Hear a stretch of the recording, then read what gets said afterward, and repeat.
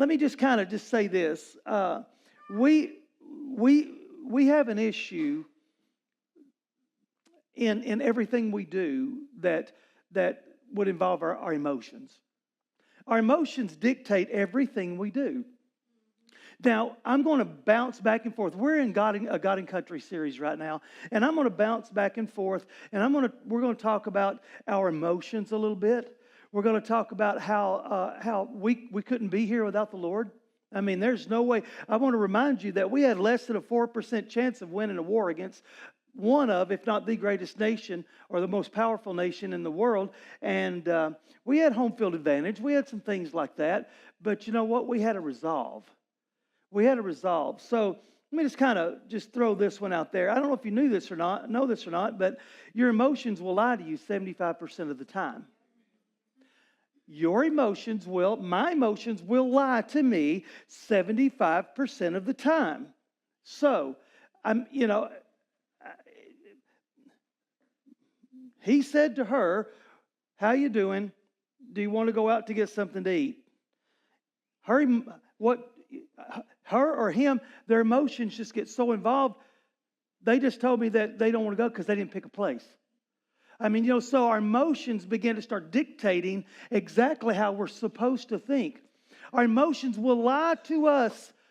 3 out of every 4 things we think are going to lie to us, and we can't just do and move according to how we feel.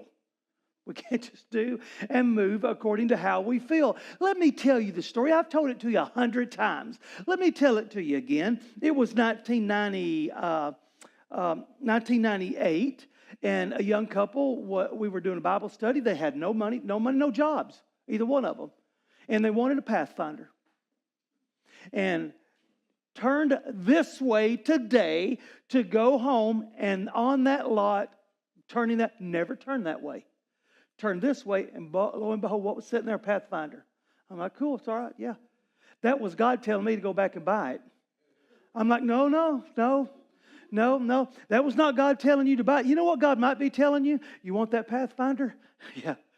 Well, get a job, and later on there'll be one that is available, and you can get that one. Not that one, because you don't have a job. So don't spend for something you can't pay for. And I'm like, no. I don't think God's saying that. I think God's very practical as well. So we can't just act according to how we feel. You know what? I don't feel like working today. Well, you're not going to keep a job. I don't feel like going to school today. Mom, Dad's going to end up getting phone calls. I don't feel like I love my wife today. Now, I'm just going to be honest. I had somebody tell me one time, said, listen, love's not going to get you to 40 years. Sometimes it's going to take a little bit of commitment entwined with that love, because you know what? Did y'all happen to notice that last week my wife Tina said that the Holy Spirit just silenced her? And I'm like, where you been?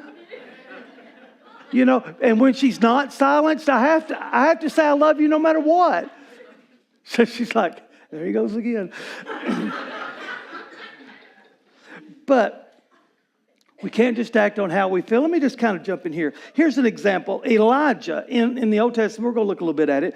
Elijah became consumed with himself and his feelings when the queen basically threatened him. She didn't attack him, she threatened him. She attacked she attacked him mentally, and his emotions lied to him. Now, let me tell you and let me show you when this happened. Let me show you how it looks. This is how it looks.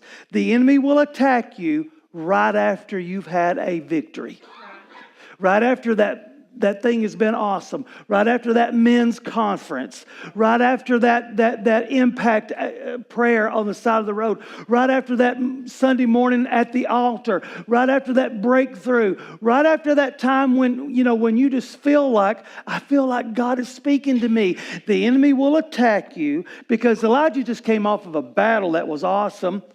He just called down fire, and he killed 850 priests of Baal. And you know what? He pretty much was the man, and he was exhausted physically. He was exhausted mentally. And one nasty queen, and she's not even over the country. I mean, well, she is, but she's not even Jewish. So she makes a threat against him. She's a pagan queen, by the way. She makes a threat against him and he runs and hides because he's emotionally drained. Sometimes we let our emotions dictate us when we're drained as well. So let me just kind of put this on the screen for you. Inside of each of us is a warrior, a leader, and a traitor. Where our emotions are concerned, there's a warrior, there's a leader, and then there's a traitor. So how we process our emotions will determine which one of these inside men we let out. So how we control our emotions will dictate which one of those gets let out. You know what? If I'm pretty worn out and I'm just emotionally wasted, and somebody says the wrong thing to me, I may let the wrong man out. Instead of the warrior or the leader, I've let the traitor out. He's a traitor to my emotions or to my walk with the Lord. So how we process that is important. During Revolutionary War, let's just kind of go back there. I love the Revolutionary War. I love talking about it. It's been noted that in order to win, now I'm listening to all kinds of history, professors, everything, and in order to win an unwinnable war. This is an unwinnable war. In order to win an unwinnable war against a greater foe, it is said, this is afterwards looking back. So this is today's analogy of that. This is us looking back. America needed three things: declaration, unity, and allies. That's what America needed. So basically, let me break it down for you. The nation had to have three things. The podcast I was listening to said it was a three-legged stool, and it won't stand without one. So in other words, you got to have all three. They needed a declaration. So in other words, people can't get on board with something they can't see. They can't tangibly put their fingers on. They can't. So somebody had to come together and declare and set a resolve. You know what? There's an old pastor friend of mine, long since been dead. A guy kept coming to the altar all the time. Guy coming to the altar, same prayer. Come up here, pray, Lord, forgive me, and go out and just live like the devil and mess up. Come in, Lord, forgive me. One day he just stopped and he just said, listen, do you want me to pray the prayer? Or do you want to pray the prayer because you're getting pretty good at it by now? And he said, I'm not going to pray with you if you're not going to take what God's doing seriously. And it spoke to the man, and he never faltered and wavered on his walk with the Lord after that. So we need a declaration. So to win a war, we needed founding fathers to come together and to adopt a declaration of independence. We needed something that said that you can't just fight for no reason. There's just nothing to fight for. You're just fighting. They had a declaration. The number two thing they needed to confederate. They needed to come together. You know what? If we're going to fight a battle for people's souls, we're not going to do it if we don't come together. I can tell you right now, it ain't going to happen if we don't come together. We have got to come together because people's souls and the lives of our children, our grandchildren, people around us, the people we pray with on the streets, and the people we see at Walmart, their lives are at stake, and it depends on what level of unity we bring to the table, the people we come together with. So they needed three things, and it just so speaks to us today. They needed a declaration, they needed unity, and they needed allies because there wasn't enough of them. And so at some point, we're going to look here in just a minute. At some point, France is that ally that came in. So in other words, we need somebody to help us. We need another world power to recognize us. We need somebody else to say, I will go into prayer warfare with you. I will be your ally. I don't just need to come together. You know, this church got started 13 plus years ago, and it didn't just get started because we said, oh, okay, wow. You know, we wrote a declaration. We wrote a declaration. We wrote a doctrine. We wrote bylaws. We adopted those. You find out a lot of that stuff in Point Forward. We came together and we assembled together and we said, you know what? Not only that, we need allies. People walked up to me on the streets at the restaurants and said, so proud of what you guys are doing. People that are heavily involved in their churches, never 1 minute going to come to our church, but so proud of what you're doing. See, we needed somebody to tell us, I want to be a part of what you're doing. And the best I can do is just encourage you. You know what? It helped, and we needed it. So, declaration, unity, ally. So, in our fight for Christian freedom, we need 3 things today. We need a declaration. We need a resolve. We need to say, look, I have committed my walk to the Lord. I've committed myself to serve the Lord, and I am going to do that. So we need a resolve. And everybody needs to see that resolve. Everybody needs to understand that resolve. Everybody needs to be a part of it. You know, it's like, look, he ain't backing up. I can tell you right now, he's all in. We need unity because we're not going to grow without it, and we need somebody in our corner. We need to ally collectively. So, 250 years ago, Washington, our general at the time, that would be our president, he had a favorite general. Now, sometimes, you know, it's okay because Jesus had an inner 3. So it's okay to have somebody that you really depend upon. So he had one guy that was his favorite general. And this general was kind of, things weren't, that they didn't even, until Washington came along and organized the armies, they didn't even really know how to assemble themselves and fight. And he became their leader, and he pretty much started organizing them as a team in all kinds of different regiments. And this one general converged on an assignment with another general. And this other general's name was Horatio Gates. So their job was, we want you to make sure that the British don't come out of Canada, because there's a thing called the Hudson River. If they control the Hudson River, we cannot win this war. Now, this is how precarious it was. If they control the Hudson River, it was called the line for the Hudson. If they control the Hudson River, we will lose. Whoever controls the Hudson has the greatest chance of winning, because if you control the Hudson, you'll separate the United States at that time, and we can't win if we're separated. So the British were attempting to do that, and they converged together on 2 simultaneous assignments, so to speak, and now you've got a little bit of a battle of egos, a battle of pride. We have Horatio Gates, which is a little bit more passive. He's more of a diplomatic leader. And we have this other general who is charge. Lead by example. I mean, just go hard. And they cannot lose the Hudson. They cannot lose the Hudson River. It cannot happen. So they go into battle. And so during this battle, Gates was leading from afar. He was leading from back here, calling in orders. And something had happened, and the other general had pretty much been quarantined to his, he had been, there was orders to make him stay here because, you know what, I'm going to take over and you're going to stay in the tent. But we were losing the battle. We were going to lose. And finally, this general said, look, I'm not going to do it. He came out and he rode into fire over and over because our troops were wanting to retreat. And he said, look, I can't sit here any longer and watch this happen.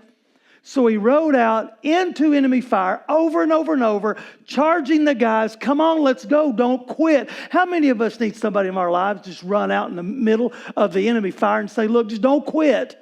Don't quit. Come on, get yourself up. Don't let your emotions dictate your victory. Come on, let's go.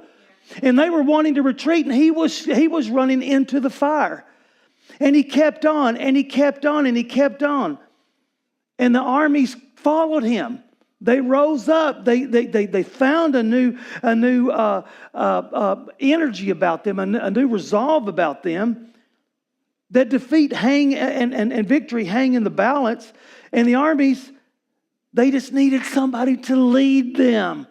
And our general comes out of basically isolation. He's told you can't do anything. You've got to stay right there. And he comes out wide open. And the Hudson, if it fell to the British, it was going to be very difficult for us from here on out. So the war could have easily been lost on that day. And our general just kept going in and kept going in, defied orders, charged into the battle, led charge after charge, fired, musket fire all around him, and he rode into oncoming gunfire and attack over and over. And finally, as the sun was setting, we broke through their lines, their enemy lines, and we defeated the British and we secured our freedom. That day, our freedom probably had a large amount of what we know as freedom today happened that day. Happened that day. So let me reiterate. There's a warrior, there's a leader, and there's a traitor in us all. 75% of his emotions would say, follow orders. But 25% of his emotions say, probably, I'm a soldier, I'm a general, but I can't stay right here. I can't do that. I've got to go against what everybody thinks. Everybody thinks I shouldn't, but I got to do it. Because if I don't lead them, we're going to lose. The day our nation was saved was probably that day, to be honest with you. And one leader chose to lead warriors into battle. He took command of the battle, and he kept riding in. And at one point, finally, toward the end of this battle, he was shot in the leg with a musket, and his horse was killed, and he was very gravely injured. Very gravely injured. But the day was won. The British surrendered, but here's what happened. When the British surrendered, they surrendered their sword to Horatio Gates. Somebody else took credit for somebody else's victory. Man, that's hard to put your hand. That's just hard to wrap your mind around. I mean, we've all been there at some point in time. Somebody else gets credit for the hard work that I've done. You know what? Yeah, I even had a guy one time. I mean, would he have said this if we didn't have anybody at our church? He wouldn't have said this. Somebody said something about Christpoint Church, and he said, oh, yeah, I got Steve started in ministry. He didn't. In any form or fashion. I mean, I'm sitting here thinking, are you so hungry for attention and glory that you want? What have I done? All Tina and I have done is we've done like you guys. We got on the ride. We pulled the thing down and hung on for our ever-loving life. Because God said, here's a ride. You know what? And I'm going to be honest with you, I don't do rides very well. Because I'm going to do a ride, and then I'm not going to feel good the rest of the day. Except when I did this for the Lord, I've been feeling good for the rest of the time. So all we did was, you know what we did? We said, let's all get on the ride. But somebody else wanted to take credit for it. I'm like, I don't care. Take credit for it. Nobody going to believe me anyway. But see, here's the thing. Somebody else took credit for what he done. I mean, it just a hit on his, it just a mental attack over and over and over. For our general, while another man is being esteemed as the victor leading the battle, he's laying in a hospital, court-martialed, trying to figure out whether they could save his leg or not. And the only thing he has going for him is he is Washington's favorite. If it wasn't for that, he would be doomed.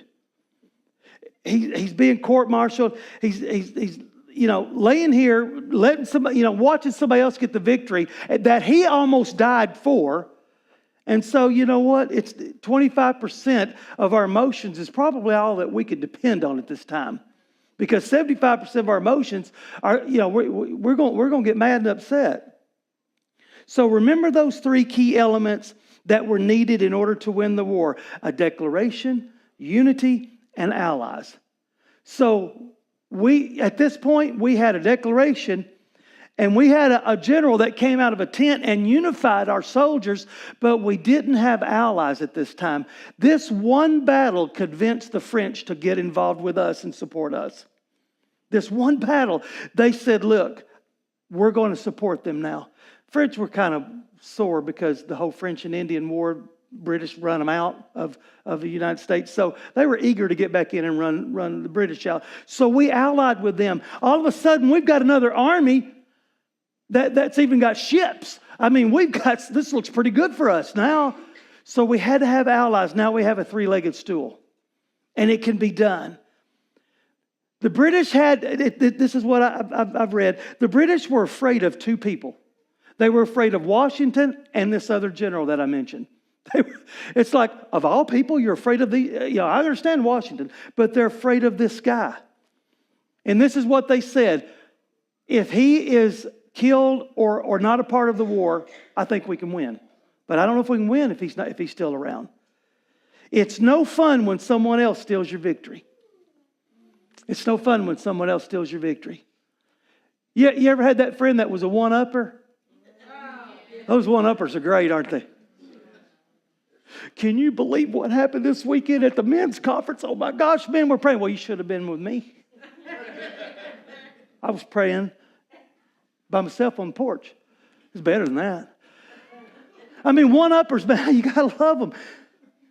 So nobody likes for our victory to be stolen and then claim for themselves what I fought so hard for. Nobody likes that. This is where we have to guard our emotions and port of the gates on which inside man we let out. Because when as a man, when our ego is hit, when our self-pride is hit, when our self-esteem is hit, we tend to let the wrong inside man come out. And so as ladies, you know what? I'm just by watching some of you guys, I don't know what it's like to be a lady. I've never been one. So the thing is, I'll notice you either fight or flight. So I'm either going to press in because of what somebody said and say, wait a minute, let's deal with it. Or I'm going to run. I'm not going to do that anymore. You know what? We've got people's lives are at stake. People's lives are at stake. Our children's lives are at stake. We don't need to be running. Amen. We need to be fighting. We need to come together. We need to reason. We need to figure this out. We need to say, look, I need to let the right inside man out. This is where we have to guard our emotions. Our injured general won a battle that someone else took credit for, remained on the battlefield, refusing to give up ground, almost lost his life, suffered great injury, was passed over for promotion while younger and less experienced officers were promoted above him. I mean, he just wasn't the Congress's favorite person. He was the general's, but not everybody else's. And they just passed him up on promotions. And he almost died for them. Our injured general was about to let the wrong inside man out. He was getting real close. While recovering from his injuries, he allied with the wrong person.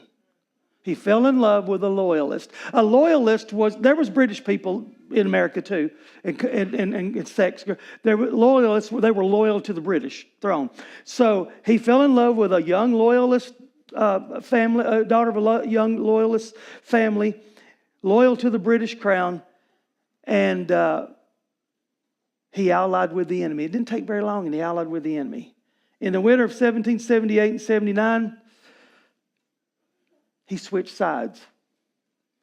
He switched sides. This is the guy that was charging into battle, and he switched sides. He was so desperate for someone to say, I appreciate you, that I think maybe I can get it from somewhere else. This was a divorce. Divorces are so wonderful. They're so amicable. Divorces are great. Nobody loves you like he or she does until you divorce, and nobody hates you like he or she does. So all of a sudden, this is a divorce, and I don't just not love you anymore, I hate you. So let's look at Matthew chapter 15, verse 11. Is it not what goes into the mouth that defiles a person, but what comes out of the mouth? That's what defiles a person. I've got to guard because 75% of my emotions want me to say something wrong. I'm telling you. I'm the best at it. I don't even have to be in my emotions that it be perceived wrong. I could say, hey, good job putting that rug down. And then somebody walk out and say, I'm upset. Why? Because the pastor didn't say the drums look good. I mean, I'm the best. I'm the chief. So we have to be careful because what comes in, whatever gets processed, is got to be careful what comes out. Because what comes out can defile us, and we have to be careful what comes in. Because if we don't ally right, the wrong thing's going to come in. Jeremiah 17, verse 9. The heart is deceitful. Pastor Sam talked about this a few weeks ago. The heart is deceitful above all things. So you know what? 75% of the time, I don't need to be dependent on what I'm thinking. 75% of the time, I need to say, okay, whoa. If I am thinking something that is about to get me to a place where I shouldn't say it, I better back up and start thinking 25%. What do I need to say here? What do I need to do here? I had somebody attack me a few months ago. I had somebody attack me, and they gave me a list of everything they didn't like about me. And you know what I wanted to do? I wanted to respond to the list. But I didn't. Because leaders use resolve. I cannot do that because you know what? I've got more important things to do. We have a church that we want to lead, that God's called us to lead. And I can't be fighting battles over here over who said what. I can't go back to the 5th grade. So we need to be careful to not allow some emotions in and keep some emotions out. So we have to be careful. We have some emotions that are in there. We can't let any more. We have to be careful what's in, and we have to be careful what comes out. In our lives, there's a line that we cannot surrender. I'll give you an example of what it looks like. You're at work, and there is a beautiful woman, or if you're a woman, there is a good-looking man, and there's a point to where defilement will happen if I cross that line. So I've got to make sure that line never gets crossed. Here's another example. There's some money, and I've got to be very careful because you know what? If I don't do what's right with that money, then you know what's going to happen? I've crossed a line. Maybe I took some of it. Maybe I wanted to take some of it. You know, we could put a list this long of hard lines we shouldn't cross. The bottom line is we have to always be in control of the inside man. Always be in control of the inside man. And I'm going to give you a good example of this. My pastor said this. Jerry Barnwell said this. He said, I don't make decisions based on my emotional high or my emotional low. He said, if you want me to make a decision if I'm upset, I'm not going to. If you want me to make a decision if I'm down about it, I'm not going to. I'm going to wait even if it takes a week or 2 weeks. I'm going to wait. I'm going to wait, and I'm going to come back to where I'm level right here in the middle, and I'm going to make a decision then. This was probably the most influential person in our lives that's ever walked in our lives. And we asked him a simple question. How do you deal with so much pressure of leading a church? I just don't make emotional decisions. In other words, if I don't watch, I'm going to say the wrong thing. So, in the book of 1 Kings, Elijah threw down. We talked about him earlier. He's got these false prophets. And Elijah threw down. He's like, hey, listen. Let's have a little contest. Let's have a little contest. Let's call down some fire. Whoever's God brings the fire, that's who we're going. I will serve your God. We're going to serve whoever brings fire. You got that? We're good with that. Elijah's God, our God, your God brought down the fire. Then he killed all 850 of them. So he went from leader to warrior in a heartbeat. And you know what he did in the process? These were the queen's priest. And she controlled everything. She was evil and nasty. And you know what happened right there? He just embarrassed her. So all of a sudden, she turns around and she flips the script on him. 1 Kings chapter 19, verses 1 through 3. Ahab told Jezebel, Ahab's the king. Ahab told Jezebel, she's the queen, all that Elijah had done and how he had killed all the prophets with a sword. Then Jezebel sent a messenger to Elijah saying this. I mean, think about this. This guy just killed 850 of your best guys. And you have enough gall about you to say this? So may the gods do to me even more so, if I don't make your life as the life of one of these by this time tomorrow. She's full of it. She's full of it. She's speaking out of her emotions. And the problem is he's hearing it out of his emotions. Then he arose, then he was afraid, and he arose and ran for his life. You just beat up everybody. You went all WWA on everybody. You beat the living daylights out of everybody. You were Bruce Lee and you were Chuck Norris. You were Chuck Norris, and look what happens. Now you're afraid. Who she got she could call on? You just killed them all. Elijah's inside leader led people. I'm going to show you what it's like to lead and to hear from God. Elijah's inside warrior fought and killed 850 of these guys. And you say he didn't really fight. Do you think they just stood there and lined up? No. I mean, there was probably some conflict here. We're not going to kill off what wants to kill us without some kind of warfare. Just not going to happen.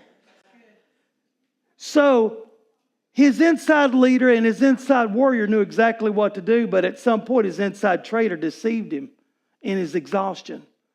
He was tired, he was worn out, he was exhausted. His emotions overrode his rationale, and he ran away from what God had called him to do. He ran away. He separated himself from God's calling. Please don't run away from what God is calling you to do because somebody said something to you. Please don't do that. Because you know what? We have work to do. Your kids, your family, the people who will watch you depend on what happens in the next few months. They're watching you. He ran away from what God had called him to do because of his emotions told him to be afraid of what he couldn't control. See, we don't want to face somebody because you know what? I said something bad about them. Now I've got to go in and face them, and you know what? I'll just run away. I can't go. I'll see them at church. Pull them aside, walk over and say, listen, I'm so sorry. Hey, we handled this wrong. Would you please forgive me? Let's walk on forward. Let's pray. Man, you see what the enemy can. You see the black eyes he gets there? He don't want to get black eyes. When we let the inside traitor out, the enemy will take ground that doesn't belong to him. I'm telling you. If he can, he'll move in through our emotions. He can inhabit a strategic place in our minds, and then he'll separate our heart from God. And it all happens just with a little bit of emotional outburst or a little emotional. Remember what I said a minute ago? We need freedom from what's going on right here. I don't need I don't need freedom from taxation. I'd like to have it. But I don't need freedom. I don't need to throw my tea bags in the Calf-Killer River. What I need to do is I need freedom from what is attacking me right here. Because the enemy has a job, and it looks like the Hudson River. If I divide the nation, I can conquer. And if he can divide us with our emotions and what we think, he can conquer us. So let's go back to the revolution. Let's go back there for a minute. Let's go back to this general. Weeks after his marriage, he began supplying, just a few weeks after his marriage, he begins to start supplying British with information for over a year. And there's a fort that was on the Hudson, and this fort was called West Point. It was in the bend of the river. And this is what Washington said. Washington said it is the key to the continent. West Point is the key to the continent. Whoever controls West Point will control the continent. And he offered the British the key to the continent. He offered them West Point. He said, I can get Washington to assign me as that being my assignment, my station, and then I will pull all the forces out. They even had chains across the river, so ships couldn't come and go. I'll pull the chains out. I'll pretend like we're doing construction and we're cleaning, and I will make sure that I fix this to where you guys can come in and take it over. And he had a meeting. He had a meeting with a secret meeting on a ship anchored in the Hudson with a guy named, a British spy named, last name Andre. And he met with him for hours. And the ship's name was the HMS Vulture. The HMS Vulture. And they talked about how they were going to basically betray the country and give the country over.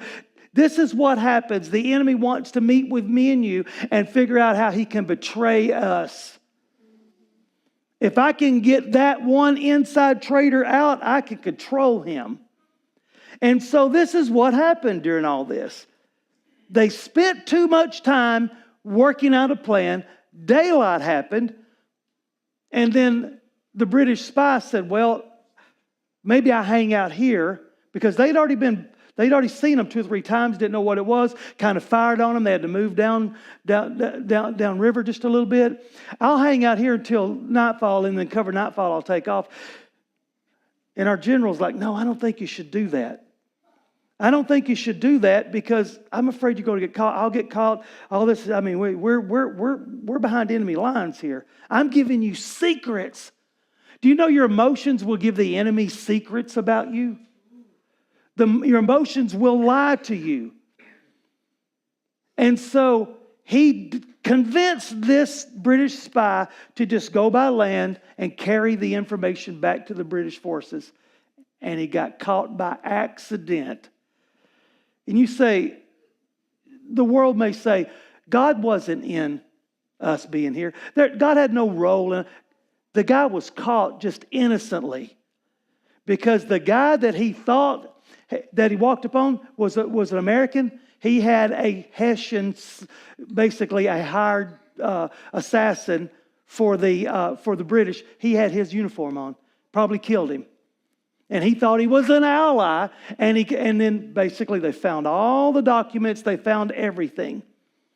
And the traitor gets the spy gets arrested. He ends up getting executed, by the way. And our traitor takes off and gets away. So this general's name, you probably figured it out by name. His name's Benedict Arnold. Benedict Arnold. Can you imagine what this did to Washington? I trusted you, and this is what you did to me. I mean, I stood up for you. I went to bat for you when nobody else wanted to go to bat for you. You know what? Everybody else said, forget him. And I said, no. We wouldn't be here without him. And you did this to us. Do you realize what they did to Benedict Arnold? Benedict Arnold, as a matter of fact, fought for the British against us, burned our towns, our cities. I mean, he was ruthless. And then he ends up moving away and going to England. So during all of this, the name today, nobody ever names their child Benedict. Nobody. If the musket that shattered his leg had hit his heart that day, you know what? We'd have a state named Arnold. We would have cities named Benedict. Monuments would honor him. Volumes would be written about him. He would have gone down in history as one of the greatest figures in American history. His name, however, was removed from American history. That one of those battles, the battle that he was injured was Saratoga. There's a monument there of just a leg, nothing else. No name, no nothing, just a leg. Do you know that his name was stricken from gravestones? His family's gravestones were removed. They were so upset about this. It was against the law. They passed a law. You can't engrave his name or the name Arnold or the name Benedict on any stone. It can't be recorded. We will wipe him off out of our history forever. And this guy was probably one of the greatest contributors to our freedom. And he got that close and he let his emotions betray him. That close. Because the heart is deceitful above all things. And we can't depend upon our heart. We can't sit in an isolated place and depend upon CNN and TikTok to tell us what's going on in the world. We've got to engage ourselves in warfare out here every day. We got to let a warrior out, not a traitor. The guy got passed up for promotions. I mean, think about it. They helped create this monster. Sometimes we need to stop helping the enemy create a monster. And all the while, you know, this guy probably, very likely, could have been a nominee for president one day. He could have been. Here's what I say. He forfeited everything because he let the wrong inside man out. I'm telling you, don't let the wrong inside man out and don't let the wrong man in.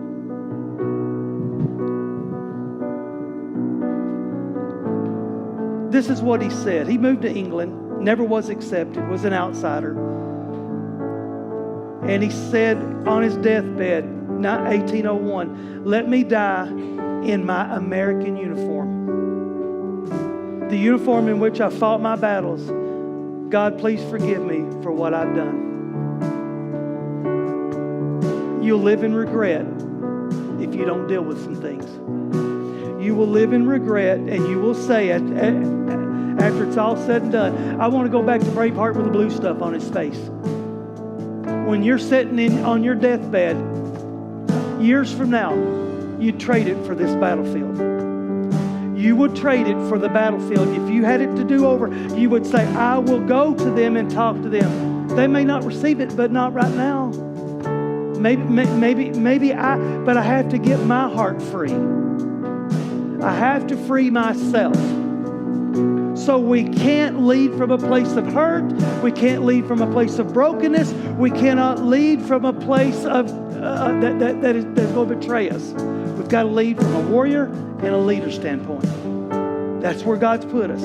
So you know what? We wouldn't be here without some of this resolve.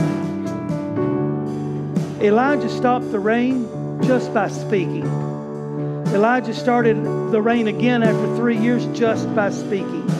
He challenged kings publicly. He challenged priests publicly. He was outnumbered 850 to 1. He mocked them publicly. He embarrassed the queen. He called down fire from God. He commanded the people to arrest the priest. He slaughtered the enemy priest in front of all the people, and then he ran away because he was afraid. Benedict Arnold and Elijah, the prophet, had something in common. They allowed their emotions to betray them. They allowed their emotions to betray them. Let's not allow our emotions to betray us. So I want to ask you, if you would stand with me, I'd appreciate it. And I have no idea why God just kind of drifted this one this way, but I'm kind of glad He did, because I need to hear it too. But here's what I think. I think that we need to make sure that we know that the heart of the Lord is what I'm after. So with our heads bowed and our eyes closed, let's pray, let's seek the Lord, let's ask Him into our heart. And it's just like, Lord, I need you to forgive me of my sins. I'm messed up. My heart's deceitful above all things. I just found that out. So I'm wanting to ask you to be the Lord of my life. So let's do that today. With our heads bowed and our eyes closed, I want to ask you to pray a prayer today. And I'm going to tell you right now, don't let this be your white stone of admission. This is your saying I do to marrying God and walking with Him and creating a relationship and cultivating a relationship with Him. It is you saying, I'm asking you to forgive me of my sins. So let's ask the Lord that according to His Word, because it's in His Word in Romans. So let's do it this way. Please repeat after me, and everybody's going to help you. Dear Jesus, I invite you into my heart to forgive me of my sins. I repent of my sins. I confess my sins to you. I seek that you would forgive me of those sins. Enter my heart. Set up residence. Be my Lord and Savior. Be my guide. And help me to let the right inside man out. I thank you for what you've just done. I thank you for this relationship. I'm a child of the King. Help me to walk like it. Help me to act like it and to speak like it. In your name I pray.